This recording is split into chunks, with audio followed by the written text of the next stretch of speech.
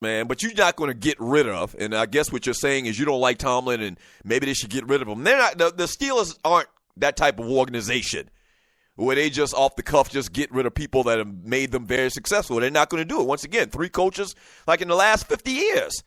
It's teams that got 3 coaches in the last 3 years, I'm sure out there. And so they're not going to make that type of move, bruh. But I do agree with you about that defense they were running yesterday. Like, that wasn't going to work.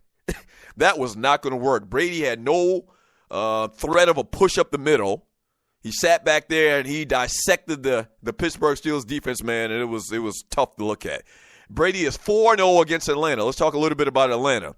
He's 4-0 against Atlanta, having completed 67% of his passes for 1,193 yards and 9 touchdowns with just 1 interception. But that's the old Atlanta Falcons. Since Brady's Week 5 return from his suspension for his role in the Deflategate scandal, New England's only defeat came at home to Seattle. And Brady, who's 39 years old, had one of the best seasons of his Hall of Fame caliber career, you let a lot of people tell you. So, they've done a lot of things, man, but once again, I always put into the conversation, which I'm the only one that does it, and maybe that's why, I'm not on TV or radio anymore because I'm too damn real. But if you want to bring up Tom Brady, all right, if you have no problem with bringing up cheating whenever you talk about Barry Bonds, a guy who hasn't failed a drug test and who hasn't paid close to $2 million in fines, if you have no problem with talking about Barry Bonds and insinuating that he's a cheater, oh, we know Barry's a cheater, we know this, that, and the other. If you're so willing to do that, you should be on the same boat as me and not having an issue bringing up cheating where it's concerning Tom Brady and Bill Belichick, especially when there's a record of it. Not my thoughts, not my opinion, close to $2 million in fines. You shouldn't have any problem at all whenever I bring up them cheating bastards. You should not have any problem at all, and if you do, that is the definition of a hypocrite.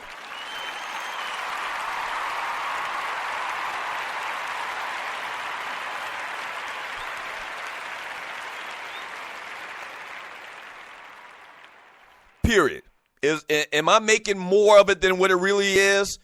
Maybe in Deflategate, that's fine. But it's in its entirety, you can have your opinion on that. But in its entirety, when you lump them all together, when you put all of the incidents of cheating, all of the fines that they've paid because they've been verified to cheat, caught red-handed, when you put it all together, to me, if you don't have a problem with not talking about Barry Bonds, or you have a problem with Barry Bonds and his record and what he did, you should be full in favor of every time we talk about the New England Patriots, we're talking about their cheating past. You shouldn't have a problem at all.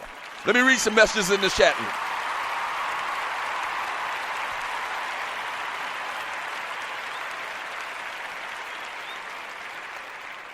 From DJ Dollars and Cents, just called the show. He says Tomlin needs to hire better coaches to help with his deficiencies, period. Maybe that's true. From Jan from Snellville. One thing I will say, once again, is they made it to the AFC Championship game. Now, they didn't make adjustments. They didn't have a good game plan. They didn't make in-game adjustments like they probably should have yesterday, but they made it to the AFC Championship game, bro, once again. From Jam from Snellville, got to agree, RC. Did y'all see Ric Flair talk to the Falcons? Woo! I saw that on oh, what are y'all booing for? I saw that. The Nature Boy.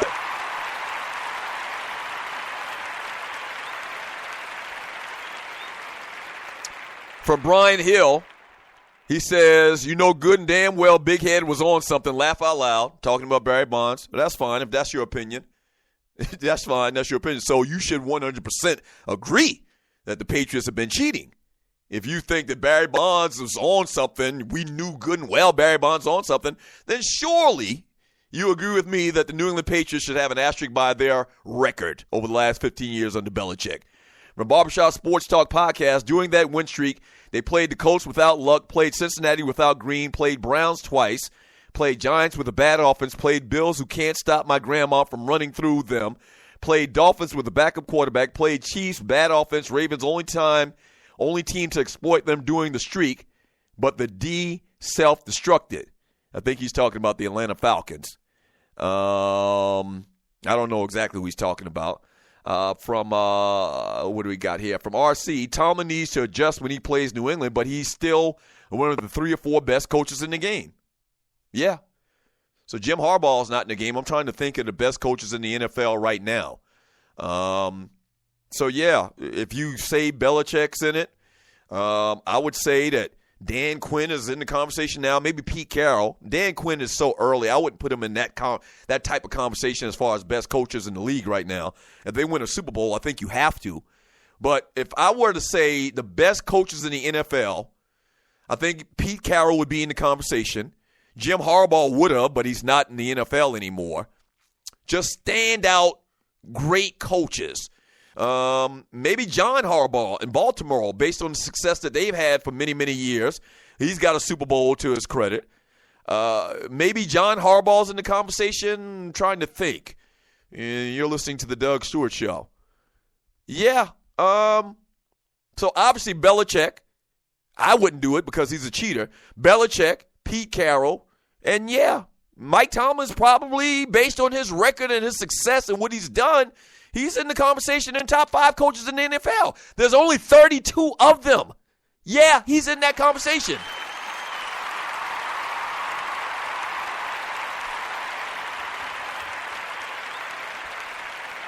Like, nobody doesn't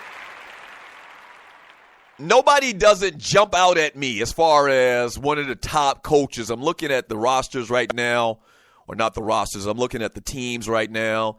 Maybe Mike McCarthy in Green Bay would be considered one of the top coaches in the league. Sean Payton would. Maybe Sean Payton's in that conversation. And that's maybe. Maybe they're in the conversation with Mike Tomlin, but I wouldn't put Mike McCarthy in Green Bay or Sean Payton ahead of Tomlin based on what they've done in the league. Let me look at the AFC. You're listening to the Doug Stewart Show. There's nobody in – all of these coaches are young. Andy Reid may come into the conversation, but he's not more accomplished than Mike Tomlin. Indianapolis, Jacksonville, Cincinnati. Marvin Lewis done a fantastic job, done yeoman's work, but, he don't have a Super Bowl. He hadn't been to all of the AFC Championship games like Mike Tomlin has. Miami, Buffalo, and the Jets. Right. So Tomlin's easy. If you bring in Sean Payton and guys like that, he's easily in the top 5 coaches in the league. They're not going to get rid of him in Pittsburgh. They're just not going to do that. And they shouldn't do that.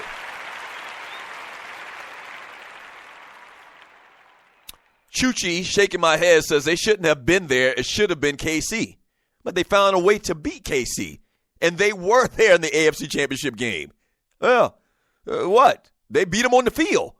Like that whole argument about Ohio State and Penn State. They beat them on the field. You can't say KC should have been there. What? No. The Steelers beat them on the field.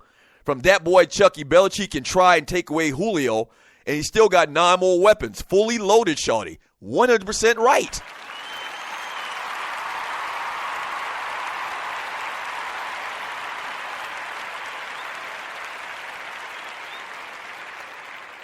$100% right. 100% right. Okay? You can take Julio Jones away. We've seen it. Several games this year, they didn't have Julio Jones. Matt Ryan's completed touchdown passes to 17 different receivers on that offense. They can take Julio away. Matt Ryan has shown that he will find the open target.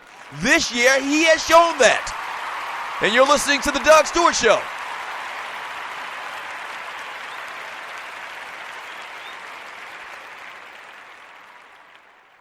He's shown that he, that's not going to be a problem. And I said it earlier, man, 5 points, or the first time it was 3, and I think it's gone up to actually 5. And you're listening to the Doug Stewart Show. Let me see if I can actually, if I can find the latest. Here we go. And you're listening to the Doug Stewart Show. Let me see if I can find the latest line. Right now, no, they have 3. They have it by 3. I don't know where I got that 5 from. So the line right now is New England Patriots 3. In itself, saying that the Patriots are only favored by 3 based on their history of winning under Belichick and Brady. To say it's only 3, that's nothing. Like, that's damn near a pick 'em. And you know what? I think in 2 weeks' time, when people sit back and look at all of the variables and what this Falcons team has done, I think it'll probably go down to like 2. Yeah. I think it'll go down to maybe like 2. Or, God forbid, a pick 'em game.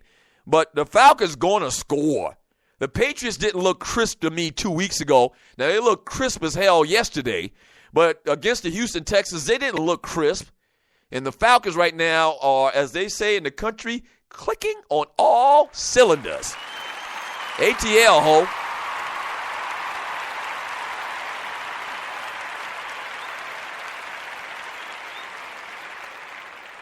From Thorny Switch, she says, Reed never got it done. Right.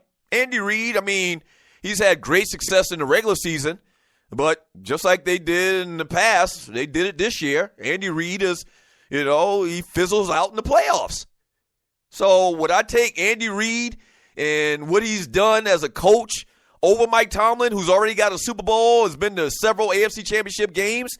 I probably wouldn't. I probably wouldn't take Andy Reid over Mike Tomlin. Why would I? The proof is in the pudding. I always talk about how stats lie. Sometimes stats tell the truth. They tell 100% truth. Andy Reid ain't nothing to write home about. I wouldn't, be pressed to have Andy Reid as my head coach. He's a good coach. He's shown that he's been a good coach, but in relative terms, would I take him over, Mike Tomlin? Nah, I don't think so. From ducking and dodging, no one wants Tomlin fired. He just has flaws and is part of the reason why they lost. Well, yesterday, I can definitely say that him not making an executive decision, not making a boss decision and telling them to get the hell out of that damn zone they ran all game long, that was a mistake. That was a flaw, But, hey, a lot of this stuff, man, is all organizational. And what makes a great head coach is him finding the right coordinators and the right coaching staff and the position coaches and just creating the right culture. Basically, a head coach is nothing but a coach. Not a coach. A head coach is nothing more than a motivator. That's what a head coach is a motivator. They get their guys up to play. That's what they do. Get their guys up to play. Everything else, pretty much, unless you're one of them guys like Andy Reid who actually calls plays, or you're a coach that actually calls the defense. If you're a defensive-minded guy and you come from a defensive background, the head coach's main job is to be a manager and to be a motivator, to get his guys up to play. And Mike Tomlin does that. He does that just as good as anybody else in the league, man. From Big L, KG3, I've been saying Julio's the best wide receiver in the game, not OBD, not Brown. I actually did a top 5 wide receivers in the game last year, and I had Julio Jones as number 1, slightly ahead of, I believe, Antonio Brown. I had to go back and look at it, but I had Antonio Brown. You got the usual suspects. You got Antonio Brown. You got Odell Beckham Jr. You got who else do you have? The kid out in Cincinnati, wide receiver, my homeboy. And I can't even remember his name right now. But you got probably, like most people would agree, the 5 or 6 top receivers in the game would be the same names. But Julio just has a combination of strength, size, and speed like nobody else in the league has right now. Nobody else. A.J. Green's his name. Like, A.J. Green is a big-time player, but as far as the physical